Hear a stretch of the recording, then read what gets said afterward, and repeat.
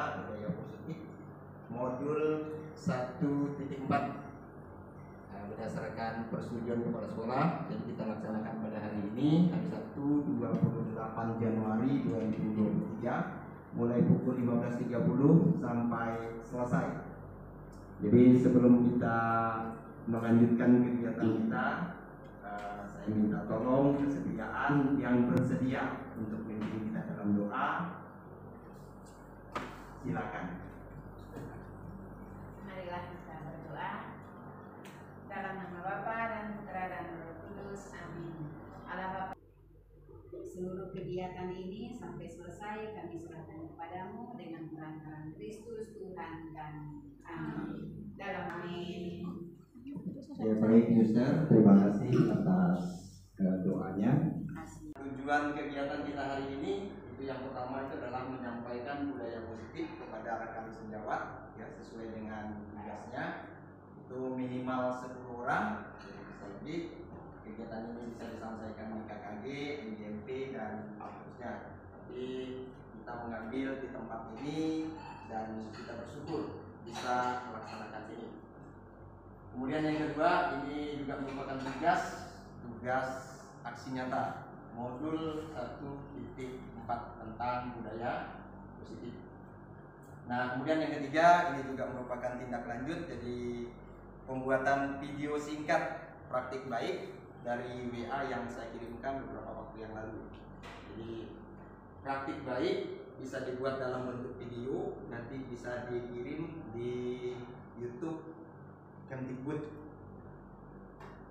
Jadi ini tujuan kita hari ini. Jadi kegiatan kita hari ini kita diskusi.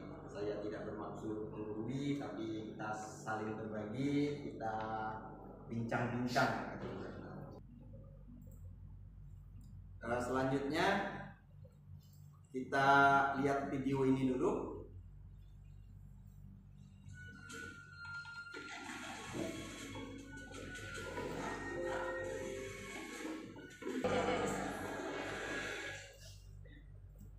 Oke, baik Bapak Ibu hebat. Dari video tadi, kira-kira apa makna yang bisa diambil? Yang mau menyampaikan silakan. Berusaha dengan berbagai cara. Bu Emil berusaha dengan berbagai cara. Oke, yang lain? Berusaha tanpa mengenal lelah. Oke, berusaha tanpa mengenal lelah. Ada tadi? Setiap individu, setiap manusia, setiap yang diciptakan oleh Tuhan itu memiliki kelebihan masing-masing, tergantung bagaimana dia mencapai tujuan tersebut dengan cara dia masing-masing. Oke, manfaatkan kelebihan untuk mencapai tujuan. Yang lain lagi masih ada? Pantang menyerah. Wow, keren, pantang menyerah. Sederhana tapi maknanya mendalam. Pantang menyerah. Yang lain ada lagi? Perjuangan Nah. terus. Walaupun prosesnya jatuh sampai dipikir balik, pantang menyerah. Sampai tuntas, Oke, perjuangan. Yang lain masih ada?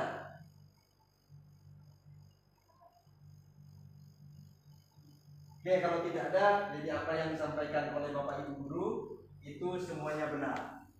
Tetapi kalau kita lihat tadi apa yang sudah diucapkan mulai dari persiapan sampai selesai, kalau saya lihat ketika dia memanjat, alat-alatnya sudah tidak ada lagi, apa yang diandalkan?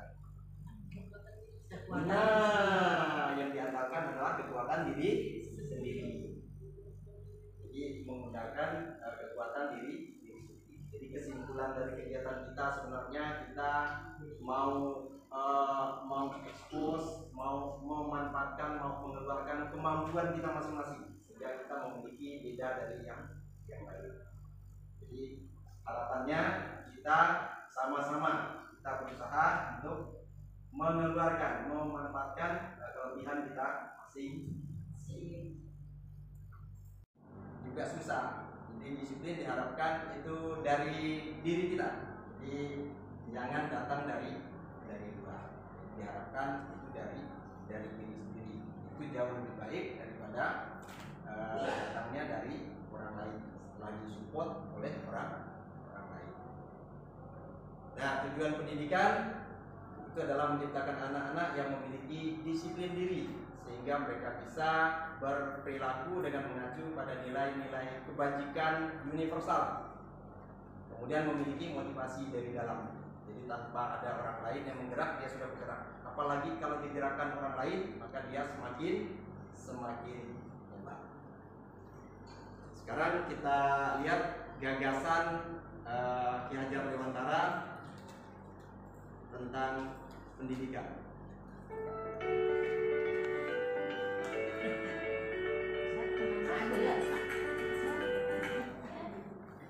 Halo, jumpa lagi dengan saya Yuni Sudut, biasa keselamatan dan kebahagiaan yang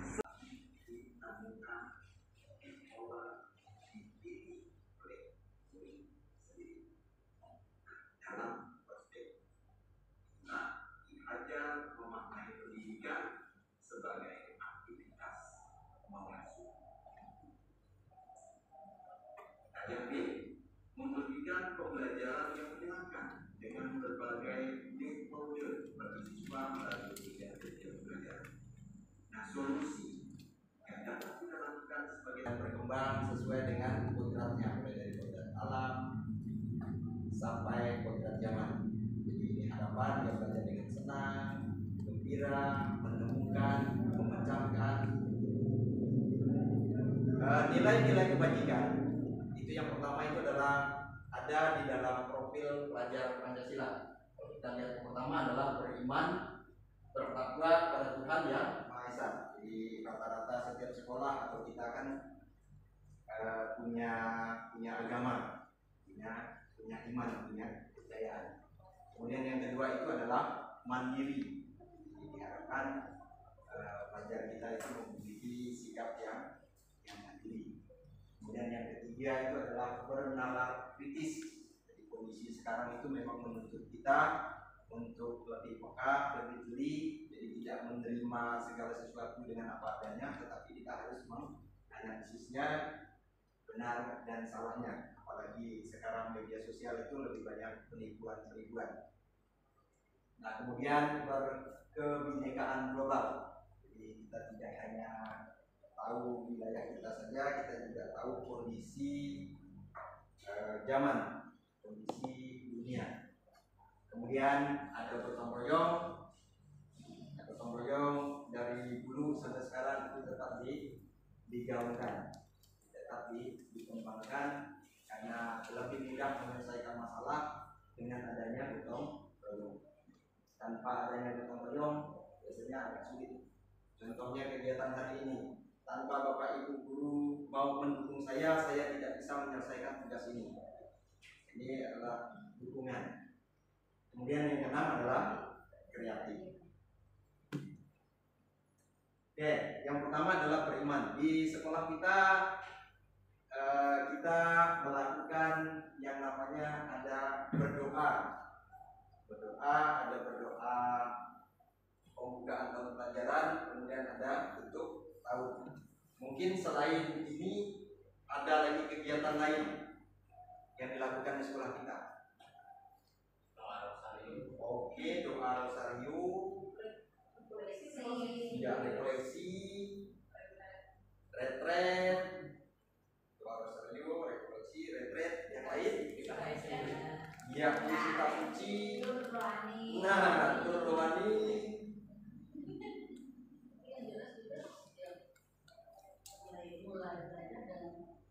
Oke, berarti di kelas alfabeta.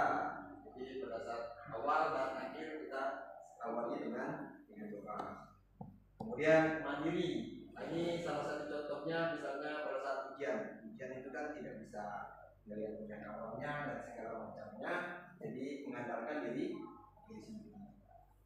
Mungkin selain ini apa lagi yang sudah kita lakukan di sekolah tapi sifatnya mandiri? Nah, tugas mandiri. Selain tugas mandiri, Oh, ulangan harian tugas mandiri. Iya, PSPR mandiri. Tidak kelompok. Nah, ini yang Bapak Ibu guru lakukan. Ini adalah juga mandiri, juga menggunakan nalar karena menjawab soal-soal yang ada di PLN. Jadi sampai sejauh ini saya belum mengecek siapa yang sudah mendapatkan sertifikat. Jadi jujur saja, saya dari 4 modul itu yang keluar sertifikat 2 modul, yang 2 itu minta diperbaiki aksi nyatanya. Tapi sampai sekarang aksi nyatanya masih mandek juga. Jadi mudah-mudahan kawan-kawan yang lain lebih hebat dari saya. Mungkin dari 9 modul itu ya keluar semua sertifikatnya. Nah, ini tadi kegiatan yang saya lakukan, seminar HDHD dari jam 10 sampai jam 11.30. Jadi bagaimana kita menyiapkan anak-anak sampai remaja sampai dewasa.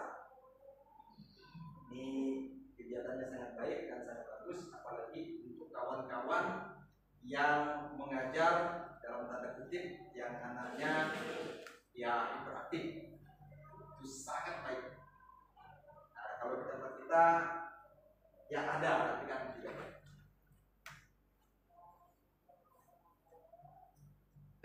Nah, ini gotong royong, ini kerja kelompok. Selain ini ada lagi ya gotong royong di sekolah kita. Wow, piket, gotong royong kerja kelompok, piket, apalagi diskusi. Wow, diskus.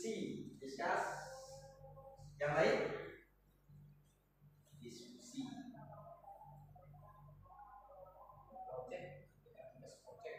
Project. Masih ada lagi.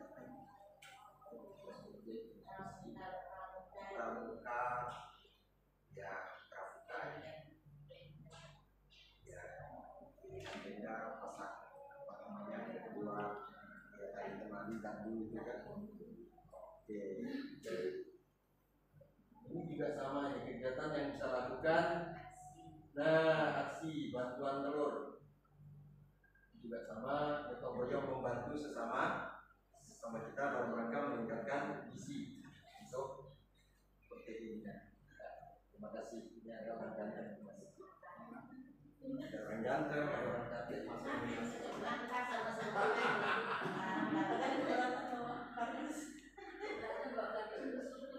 Pak Kadus tuh. Oh iya. Oh ya.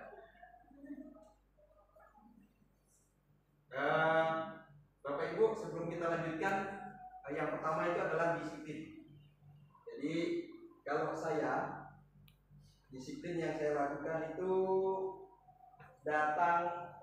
berusaha datang tepat waktu, menyelesaikan segala sesuatu kalau bisa itu tepat waktu.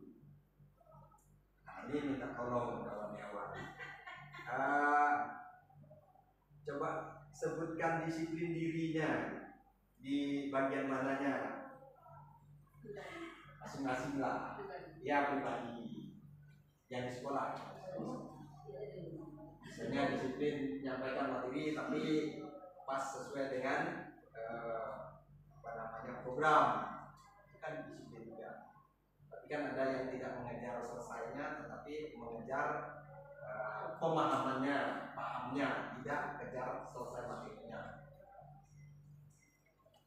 Silakan Bapak Ibu. Pasti beda-beda. Ya silakan. Kalau saya sih disiplinnya kita berusaha hadir setiap pelajaran di dalam kelas sesuai dengan waktu. Yang saya lakukan supaya anak-anak ya mencari di tepat waktu, di sudut waktu pada saat belajar. Oke, terima kasih Pak Gatot. Ya, Pak Gatot sudah menyampaikan disiplin masuk ke dalam kelas. Yang lain mungkin ada lagi? Kalau saya, Ya. saya membiasakan anak-anak disiplin, mereka memahami dengan rumus-rumus sehingga dapat langsung menerapkannya. Jadi saya tidak mengejar target yang ini, yang penting mereka tuh paham dengan apa yang sudah saya ajari. Oke, baik Bu Emil. Jadi berfokus pada proses daripada hasil, daripada menyelesaikan banyak tapi banyak yang tidak paham. Jadi baik sedikit tapi yang sedikit itu paham. Mungkin yang lain.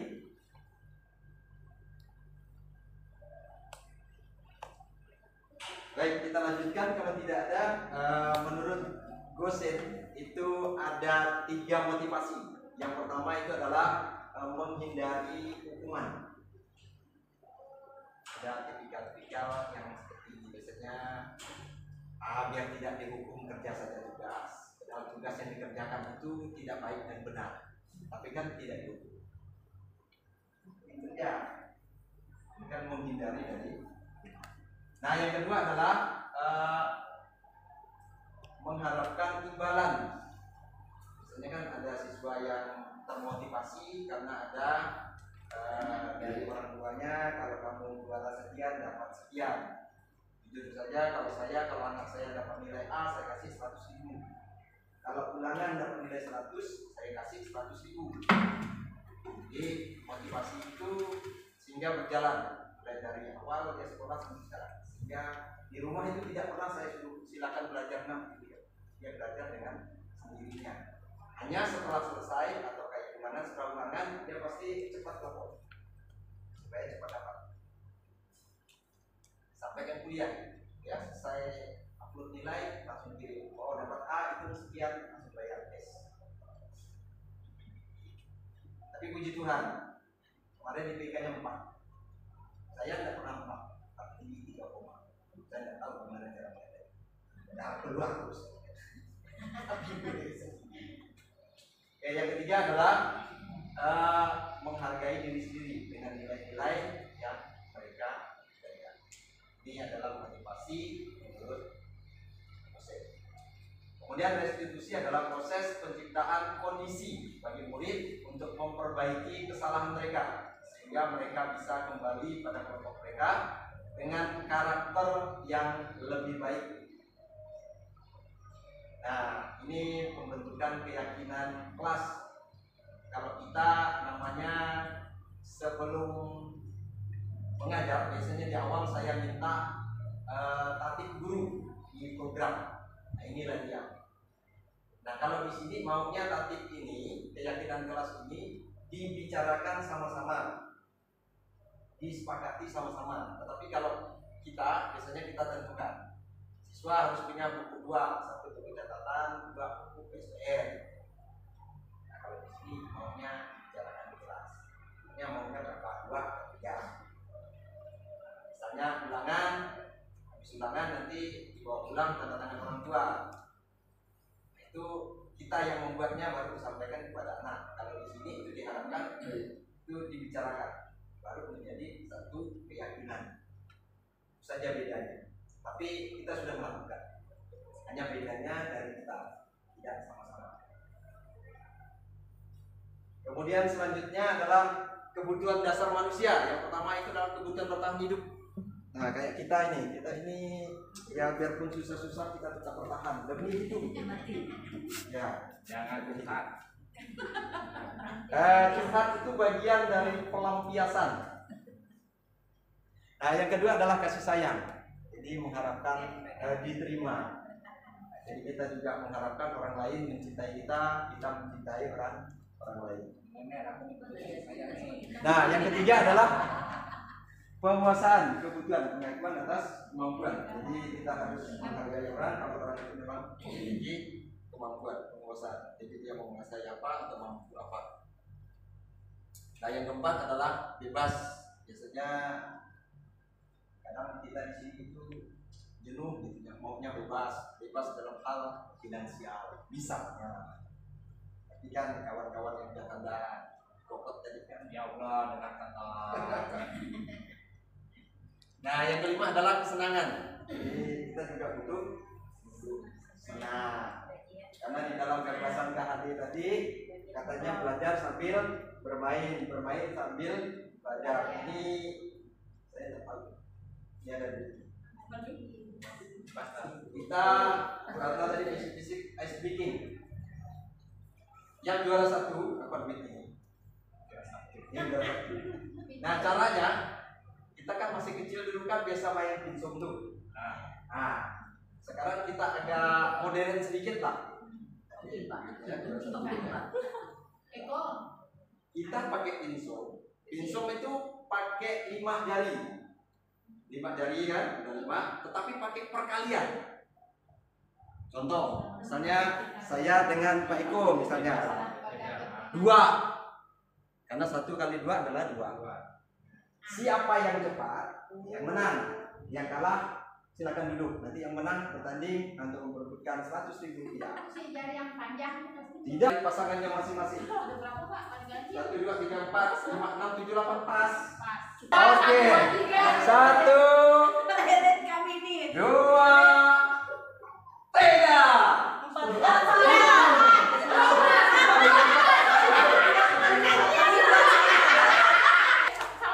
Sama-sama, tetap sama-sama. 1, 2, 3. 6. Berapa? 1, 2, 3. 5. Ulangi, sama. Sama kan? Oke, 1, 2, 3. 10. Bimbel dulu ya. Bimbel dulu. Gini dah, aku minggu 15 aja Mas. Oh, dia tahu. Organisasi kita jangan sebagai penghukum lah. Kemudian pembuat merasa bersalah, kadang-kadang kita menjas anak belum tentu benar, belum tentu salah, sudah kita buat dia merasa bersalah. Kemudian sebagai teman itu biasanya kalau SMA itu lebih banyak kayak sebagai teman. Kalau yang di bawah itu biasanya mungkin pilihannya yang baik. Nah, kemudian pemantau mungkin ke atasnya lagi, ke teman mungkin SMA, pemantau mungkin yang mahasiswa apa atau sebagai manajer, jadi mengatur dan seterusnya. Oke, segitiga restitusi langkah-langkahnya itu ada 3 langkah. Yang pertama itu adalah menstabilkan identitas, yang kedua itu validasi tindakan yang salah, kemudian yang ketiga itu adalah menanyakan keyakinan. Jadi dari ketiga kegiatan ini di dalam prakteknya biasanya disesuaikan dengan situasi dan kondisi, tidak harus sesuai dengan urutan atau langkah-langkah.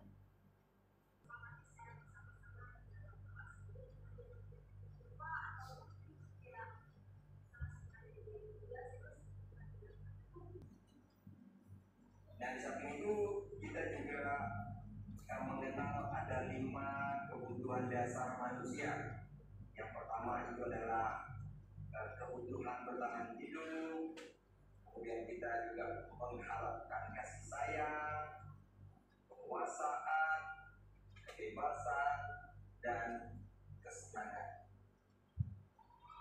Nah, restitusi itu adalah proses menciptakan kondisi bagi murid-murid untuk memperbaiki kesalahan mereka sehingga bisa kembali ke arah yang lebih baik. Nah, ada 5 posisi kontrol sebagai penghukum, membuat merasa bersalah, sebagai teman, pemantau, dan manajer. Sedangkan segitiga restitusi, langkah-langkahnya yang pertama adalah menstabilkan identitas, validasi tindakan yang salah, kemudian menanyakan keyakinan. Namun di dalam prakteknya disesuaikan dengan situasi dan kondisi, jadi tidak harus berdasarkan langkah-langkahnya, bisa saja langsung menanyakan keyakinan. Jadi disesuaikan dengan jenjangnya, dengan kasusnya. Nah, berikut kita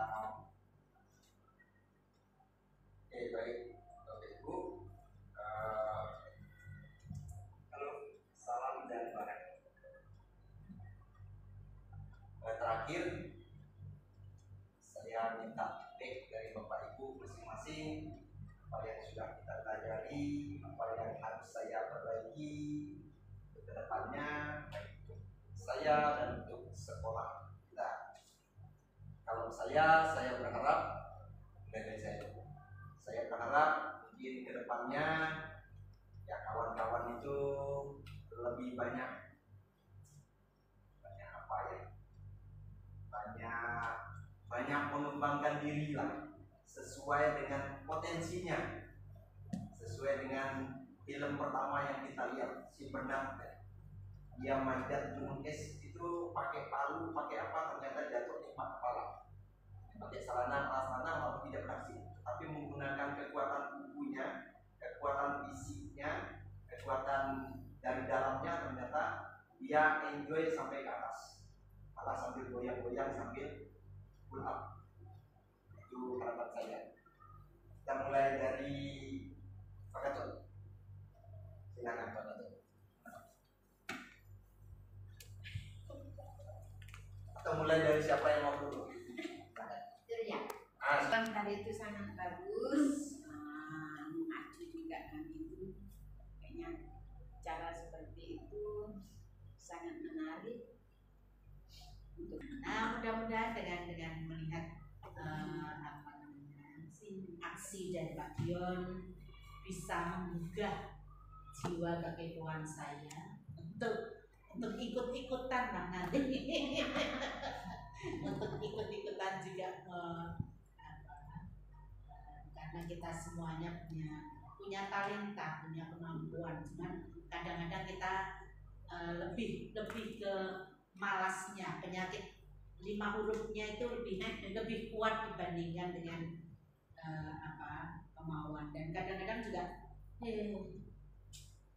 apa yang kita kerjakan setengah mati pun kadang-kadang seperti itu, kadang-kadang ada pikiran-pikiran negatif yang muncul sehingga godaan setan itu lebih kuat dibandingkan dengan Masih berjuang, silahkanlah diikuti.